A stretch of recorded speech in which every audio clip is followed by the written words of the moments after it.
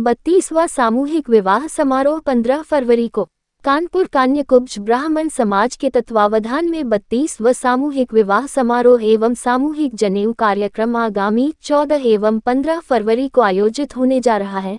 ये जानकारी समाज के अध्यक्ष रमेश पांडे, संस्थापक रमाकांत शुक्ला एवं महामंत्री यज्ञकांत शुक्ला ने दी।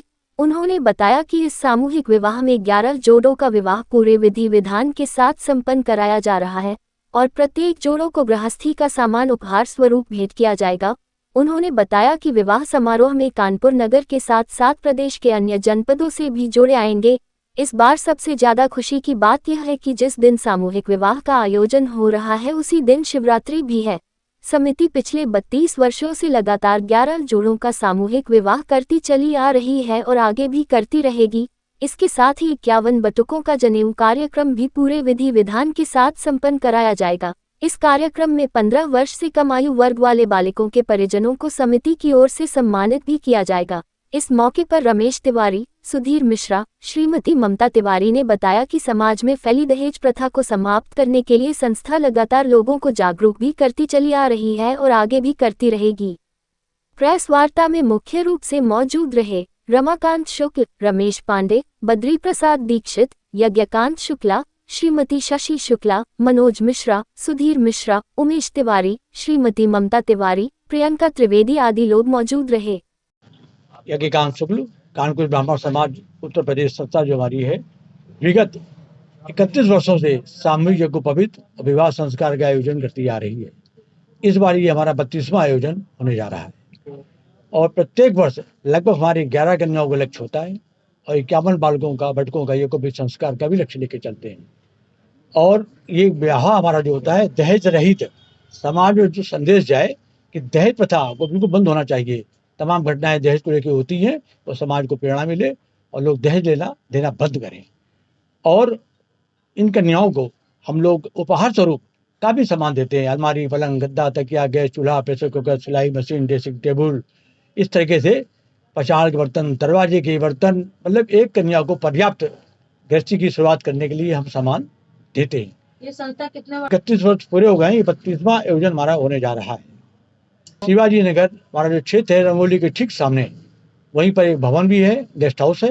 उस भवन में हमारी कन्याएं ठहरती हैं, ऊपर वर ठहरते हैं।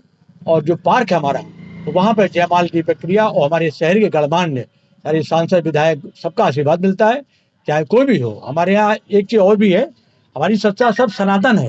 तो बात अलग है कि हम ब्राह्मणों का विवाह कराते हैं, लेकिन हमारे यहाँ सभी वर्ग के लोग आते हैं। विवाह ब्राह्मणों का, यज्ञोपवीत ब्राह्मणों का, लेकिन प्रबुद्ध वर्ग सम्मेलन जो है, सम्मान समारोह, उसमें सभी वर्ग के लोग हमारे आते हैं, चाहे किसी कास्ट का हो।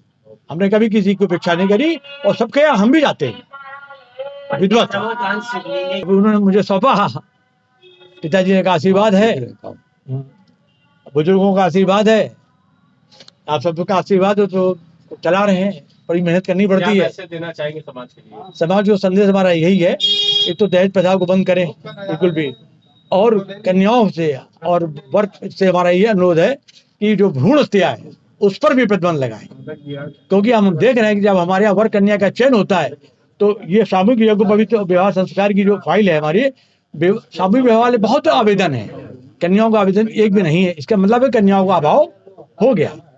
तो ये चीजें बंद हो और आपस में जो उत्पीड़न होता है दहेज को लेकर के वो बंद हो और संस्कार समय से बालकों का यज्ञोपवीत संस्कार हो 15 वर्ष की आयु के पहले, वो ज्यादा उचित होता है। वही साकार भी होता है जीवन में। बाद में किया उसका कोई महत्व नहीं होता। एक पिताजी ने उसका दिया है और आप पढ़िएगा आप लोग, उसमें दिया हुआ कि 15 वर्ष की आयु के पहले क्या उसका उपयोग है। उसमें थोड़ा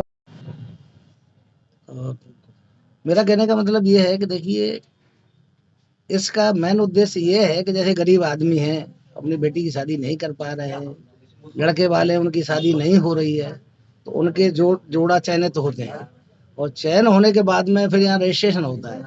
तो उसमें मेन ये है कि किसी गरीब की कन्या पैसे के अभाव में वो शादी टाइम से हो जाए। दूसरी बात, इसमें जितना अब यज्ञकांत जी कह चुके हैं कि जितना भी जैसे हम लोग अपने यहाँ करते हैं, जो समृद्ध लोग शादी करते हैं, उसी तरह शादियाँ होती हैं।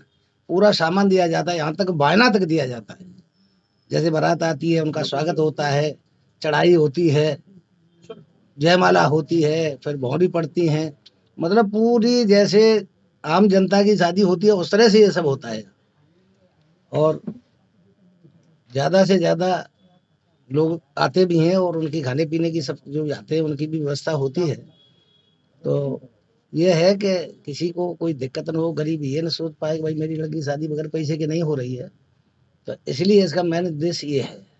दूसरी बात, अब ये 32 में ही है, तो इन्हीं लोगों ने उसकी आधारशिला रखी। और